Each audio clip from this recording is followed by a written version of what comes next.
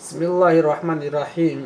halkani waa wadani TV oo aad ku barateen inuu idin sheego siyaasadaha Soomaaliya ku soo aadan sanooyinka nagu soo holahay ilaa 6 biloodla kama hadalno waxyaalaha dhaco oo markaa taagan.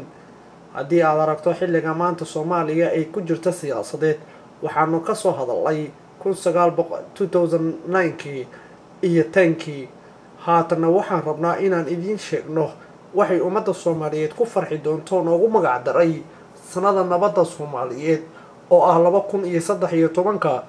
haddaba dawladda dhabta ah ee dhalanayso ka fikir inay noqon mid qabiil lagu keenay.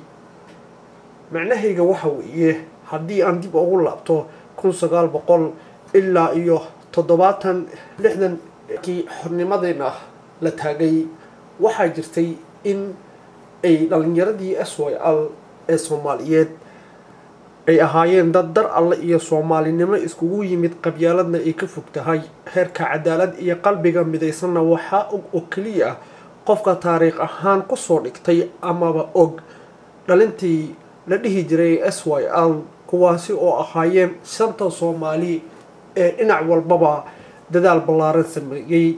cadawgooda koowaadna wuxuu ahaa qabyaalad. taasi ayaana keentay marka ay xornimadii soo dhiciyeen Allah subhanahu wa ta'ala qalbiga ayuu daalacdaa arkayna qalbiga daacada ah ay ka sinaan yihiin in madaxweynimo loo doorto qof Soomaaliyeed. haddii markaasi ay qabyaalad iyo qurun ku jiraan waxay dooran lahaayeen dadyow markaasi Soomaalida ay aad ugu ixtiraamto inay yihiin dadka tirada badan ee markaasi ay dooran lahaayeen. taasina darka ayaa ka baxday oo waxay dhalintu ay abaabulkeeda ahaa in daacadnimo wax loo raadiyo waxa ayna ku guuleysteen aadan cada oo u keeneen halkaasi daacadnimo. taasi waxa ay ku tusaysaa qalbiga Allahna markuu arkay in uu qalbigooda nadiif yahay daacad yihiin qof daacada ayuu u keenay. wala socotan aadan cada maamulkiisa daacada ahaa si sharaf badan ayuuna kaga dagay xilka oo taariikh Soomaaliya ay ku mudatay ogtihiina heerka dimuqraadiyadda ka gashay caalamka aysan markaasi gaarin xataa dalal badan oo maanta sheeganaya inay yihiin dunida koowaad.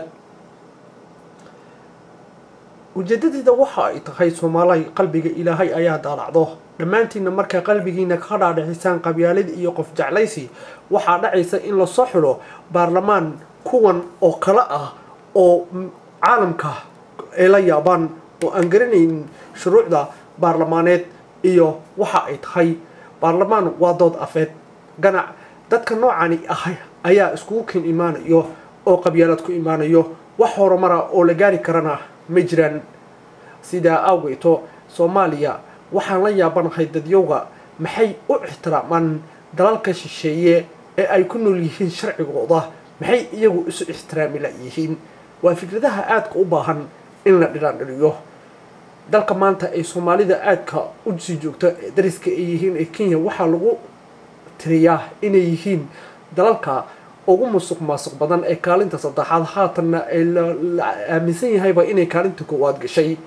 waad ogtihiin maamul ahaan sida ay tahay si kastaba ha noqotee laakiin waxa wali ku soo fool leh oobaya badan oo raba inay ogaataan in Soomaalidu sideeda badani ay ixtiraamaan sharciyada dalalka shisheeye ay ku nool yihiin iyagana aan is ixtiraamin.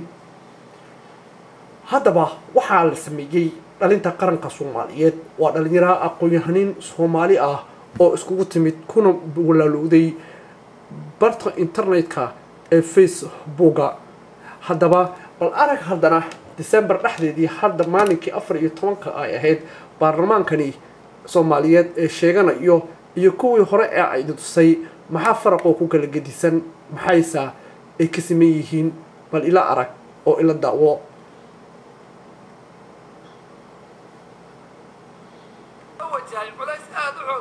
kadib markii mudanayaal taageersan gudoomiyaha baarlamaanka ay halkii uu gudoomiyuhu fadhiisan lahaa ay isku xeereen. mudanayaasha maanta halkaas ka muuqanaya waxaa ka mid ah xildhibaan Qadiijo Maxamed Diiriye, Ibraahim Isaaq Yarow iyo xubno kale oo aad u fara badan. haddaba saacada kadib markii halkaasi ay xildhibaanadu isugu soo urureen jawigu sidee buu isu bedelay.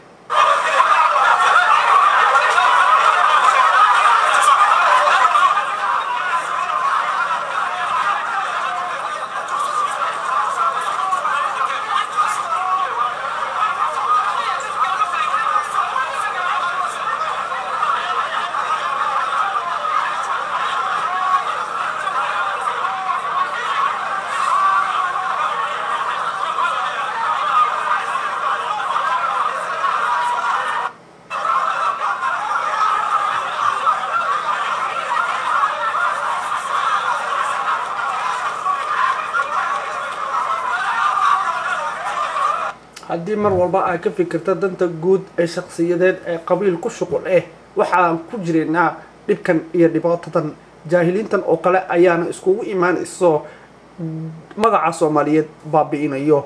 haddaba waxaa xaqiiqatan ah sanadan 2012 ama 2002 way tagayeen dhammaan baarlamaanka iyo dawladda ku sheega ahi oo waa sida go'aanka golaha ammaanka ka dhigan oo la rabo in la sameeyo baarlamaan tayo leh oo gaarayo ilaa 270 ilaa 250 oo loo soo xilo aqoon-yahaniin iyo Soomaali weyn dar Allah ah oo aan qabiil lagu keenin. waxayna maamulkaasi la rabaa in la sameeyo ilaa dhamaadka sanada 2012 ilaa 2013 halkaasi oo ugu magac daray sanada nabadda Soomaaliyeed oo noqon doonto 2013. haddii aad tahay wadani qadiyad dalka iyo diinta taageersan ku biir dhalinta qaranka Soomaaliyeed oo aad ka heli karto Facebook kuwaasi oo ah cadawgooda quwad ee ay la dagaalamaan qabyaalada. Soomaaliya maanta dhibka aad soo martay ee 20 sano waxaa ka bi'in kara muddo 5 sano gudaheed ah dawlad lagu soo dhisay aqoon iyo Soomaalinimo oo ka fog qabyaalad. taasina waxa ay ku keenaysaa in mar kale Soomaaliya kheyraadka dabiiciga Ilaahay ku manaystay la soo saaro 10 sano kadibna ay noqoto Soomaaliya dal loo soo dalxiistago oo nabadda meher sare ka gaaray oo aanan mar dambe laga qabin 20 sano dhibaatadeedina baabi'in doonto ama daweyn karto. waxaana lagu heli karaa qalbiga Soomaaliyeed oo dhamaantiin ka doontaan danta guud oo aan ku jirin qabyaalad. danta guud ee qabyaalada ku jirina waxaad kala soo xiriirtaa dhalinta qaranka Soomaaliyeed. mahadsanidin.